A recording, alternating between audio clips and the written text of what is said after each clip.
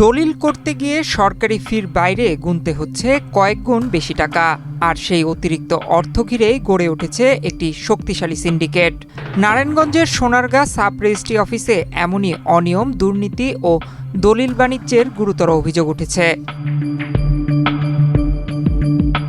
যেখানে একটি দলিল ডেলিভারির সরকারি ফি ৫০ থেকে ১০০ টাকা, সেখানে গ্রাহকদের কাছ থেকে ৪০০ থেকে ৫০০ টাকা পর্যন্ত নেওয়া হচ্ছে।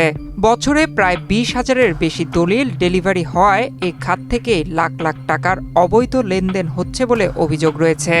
দলিল হারিয়ে গেলে নতুন করে উত্তোলনের ক্ষেত্রেও একই চিত্র। করোনা বা যে কোনো ভাইরাসের এগেইনস্টে ফাইট মানি ব্যাকট্রলের লেফট রাইট। সরকারি খরচ ৫০০ থেকে ৬০০ টাকা হলেও ভুক্তভোগীদের কাছ থেকে নেওয়া হচ্ছে ৪ থেকে ৫,০০০ টাকা পর্যন্ত। বছরে প্রায় ১.৫ থেকে ২,০০০ এমন সেবার মাধ্যমে বড় অঙ্কের অর্থ হাতিয়ে নেওয়া হচ্ছে। নকল বা কপি সরবরাহের ক্ষেত্রেও অনিয়মের মাত্রা আরও বেশি। সরকারি ফি ৬০০ থেকে ৭০০ টাকা হলেও প্রতি কপির জন্য ২,০০০ থেকে ২,৫০০ টাকা পর্যন্ত আদায় করা হচ্ছে। অনেক ক্ষেত্রে সুযোগ বুঝে ৬ থেকে ৭,০০০ টাকাও নেওয়ার অভিযোগ রয়েছে। আমি রেজিস্ট্রি অফিসে আসছি ২টা দলিল উঠানোর জন্য, একটা মূল দলিল, একটা নকল। তো মূল দলিলটা যেটা, সেটার সরকারি খরচ হয়তো সর্বোচ্চ ৫০, ৬০ বা ১০০ টাকা, কিন্তু আমার কাছ থেকে নেওয়া হয়েছে ৫০০ টাকা। আর নকল যেটা উঠানোর জন্য আসছি, সেটা আসলে সর্বোচ্চ খরচ আমি যতটুকু জানি ৫০০ বা ১,০০০ বা ১২০০, ১৩০০ যাই হোক, কিন্তু আমার কাছ থেকে মূলত নেওয়া হয়েছে ২২০০ টাকা।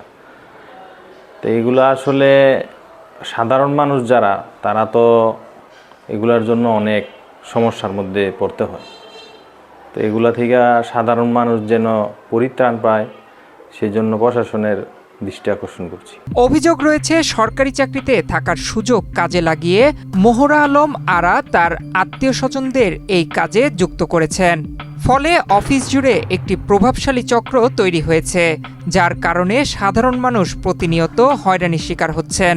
অতিরিক্ত টাকা আদায়ের বিষয়টি আংশিক স্বীকার করে মোহরা আলম বলেন, নেওয়া অর্থের একটি অংশ সহযোগীদের দেওয়া হয়, বাকিটা তার কাছে থাকে।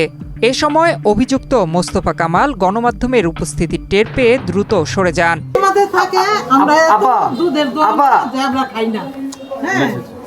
এত দুধের দোনা হয়তো পাবলিক আমাদের খুশি হইয়া ৫০ টাকা ২০ টাকা বাড়তি দিয়ে দেয়। এখন কি আপনি যে ৫০০ টাকা নিলেন, এটা কি ঠিক করছেন কাজটা? এটা কি আপনি বলছেন ঠিক আছে, এটা রিয়েল কাজ করছেন আপনি?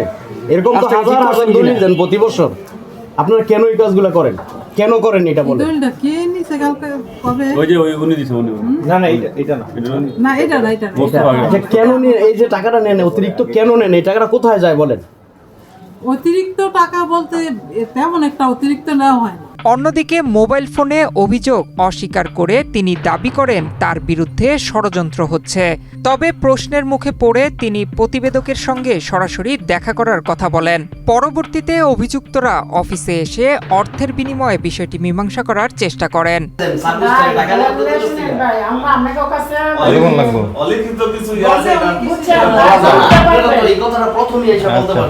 দলিল লেখক সমিতির সাধারণ সম্পাদক শহীদ সরকার বলেন, অফিসে একটি সিন্ডিকেট সক্রিয় রয়েছে, যারা নিয়মের বাইরে অতিরিক্ত টাকা নিচ্ছে। এই মোহরা, আলমারা যে মোহরা, তার হলো সরকারি বেতন। সে যদি দলিল নেয়, তার রিসিপ্ট দিব যত টাকা, তত টাকার তার যদি অধিক বেশি নিয়ে থাকে, সেটা অন্যায় এবং ঘুষ। এবং দলিল হারাইলে, রিসিপ্ট হারাইলে, যেটা সরকারি রসিদ আছে, রসিদের বাইরে যেটা নেয় এবং সে ঘুষ নেয়, এটা অন্যায়।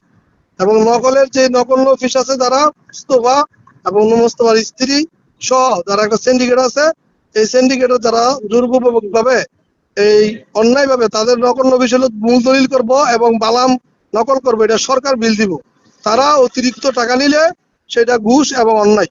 এ বিষয়ে সোনারগাঁও উপজেলা সাব রেজিস্ট্রার রিয়াজুল ইসলাম বলেন, অফিসে এ ধরনের অনিয়ম কোনোভাবেই কাম্য নয়।